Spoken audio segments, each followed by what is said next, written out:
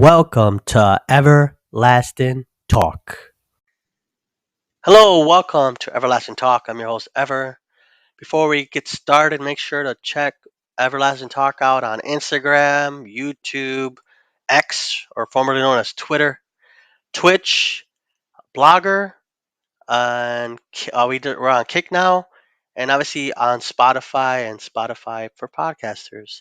Today, we're doing a biography series on Marie Antoinette. Um, let's get started here. Marie Antoinette was the enigmatic queen who became a symbol of opulence and excess.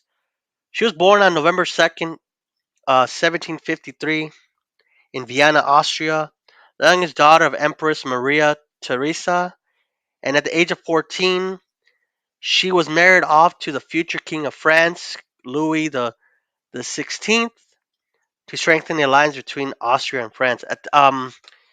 At this point, um, you know, marriages for people underage was common, unfortunately. I don't know how old Louis the 16 was when he married her, but it's definitely an age gap there. So it's definitely with history sometimes. It's kind of like, ilk. But eventually she would end up in France. She was adorned with lavish gowns and surrounded by extravagance, quickly becoming a symbol of opulence and excess. Her reputation was always around scandal and gossip. There were rumors of her um, alleged affairs, indulgences, and apathy towards the French people that fueled public resentment. The famous phrase, "let them eat cake," became a symbol of her perceived indifference to the struggles of the poor. She was ill prepared for the political turmoil and economic crisis that plagued France during her reign.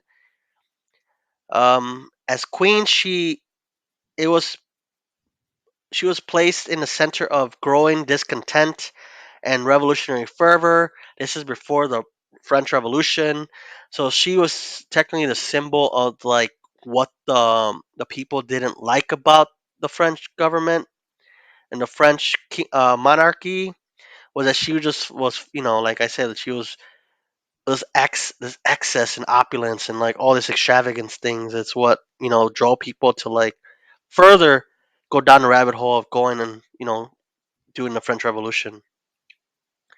She was involved in the affair of the diamond necklace that took place between 1784 to 1785 at the court of King Louis the 16th. Was a false accusation that she participated in a crime to defraud the court jewelers, and acquired an expensive necklace, but came to be that her signature was actually formed by Jean de Villers-Saint-Péry. John was convicted, but Maria's reputation was further tarnished, unfortunately. Eventually, the French Revolution took place in 1789, um, brought change throughout to history. As tensions escalated and the monarchy started to crumble, she was caught in the eye of the storm. She was pretty much, like I said, she was like the center of the issues of why people did not like the French monarchy, why they wanted to change and they wanted to, eventually get rid of the government. They would get in, she would go into hiding, and it got worse for the royal family. Eventually, war broke out with Austria on April 20th, 1792, technically going against her own family because she was from Austria. She was going against the Austrian government. Eventually, King Louis the 16th would disband the government, but eventually, because she was very against declaring war against Austria, because it was obviously her family.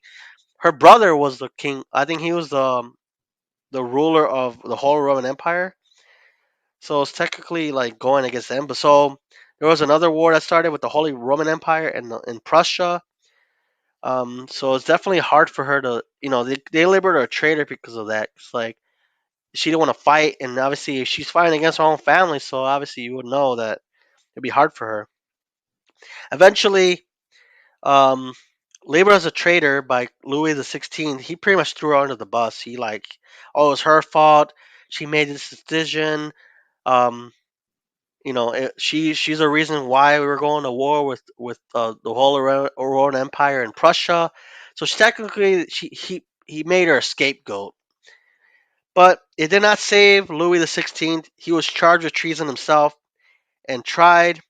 He was found guilty and executed by guillotine on January 21st, 1793.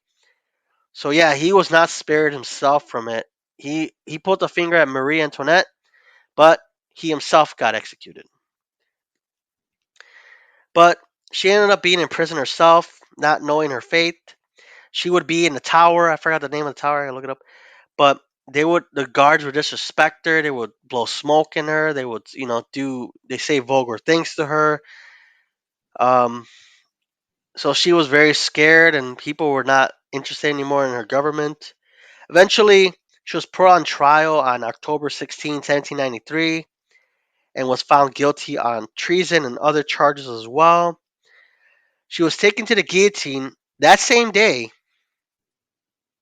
That same day, I think she was executed. Um, they eventually made her. They got her head. They put it in a cast. Obviously, they made it like into a cat, like a death mask thing. They did that, and then just threw her body in a random grave, unmarked. I think that eventually became a cemetery, or but yeah, it was, and then yeah, so it was it's a tough end for her. She was a little girl when she got married, maybe to a grown man at the time. I think Louis was a grown man. She obviously like I don't know. She didn't. They never. Nobody had told her like she was being excessive or anything like that. But people hated her for that.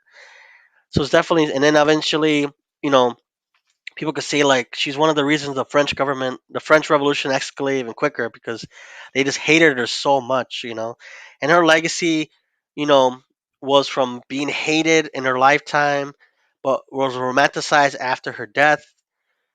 Um, Over time, she became one of the reasons, like I said, that was why the French Revolution happened. Like I said, it just put gas on the fire that she was so into excess and just over the top. Her life and death present the collision of personal choices, political turmoil, and you know, cons- of excess and a disconnect from the common people. So it's definitely something like lesson in history where you know, you gotta be the of your people because sometimes the people will turn on you, and that did definitely happen to her, unfortunately.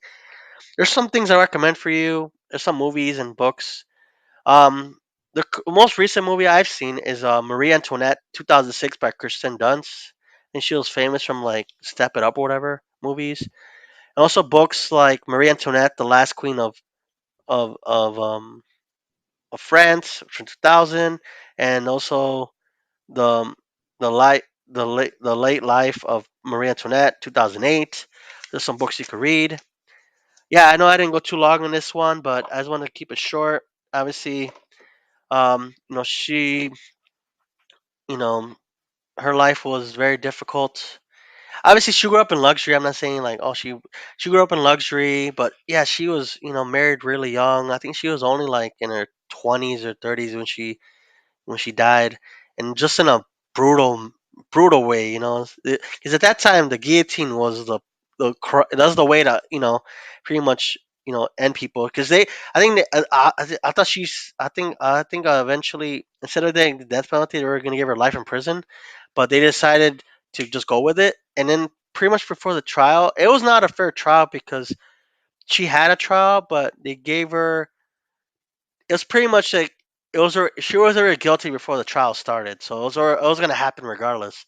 So unfortunately, that she just became a victim of circumstance, and King Louis himself, the 16th, threw her under the bus. Her kids, she ended up having kids. One of the kids threw her under the bus. So she's a tragic figure. Obviously, you make your own opinion about her. You could say she's selfish, or you could say she's a victim, herself. But it's up to you. Obviously, like I recommended some books and movies for you, so you could definitely look into that yourself. Make your own decision. That's the thing about history; it's very subjective. So obviously you could go in and be like, I liked her a lot, or you didn't like her, but yeah, she's been romanticized throughout history, as this woman with with all this money and jewels and stuff. But yeah, thank you guys so much for joining me today on this episode. Hopefully you enjoy it. Share it with your friends and family. Make sure to like me on social media on Instagram, YouTube, X, or Twitter. Twitch, Kick, Blogger, and Spotify and YouTube and everything. But hey, thank you guys so much. In the next episode, we're talking about Vladimir Lenin. So thank you so much, and I'll see you at the next one. Bye.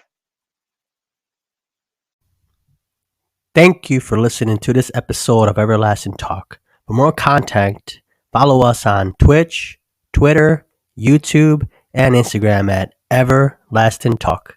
Thank you.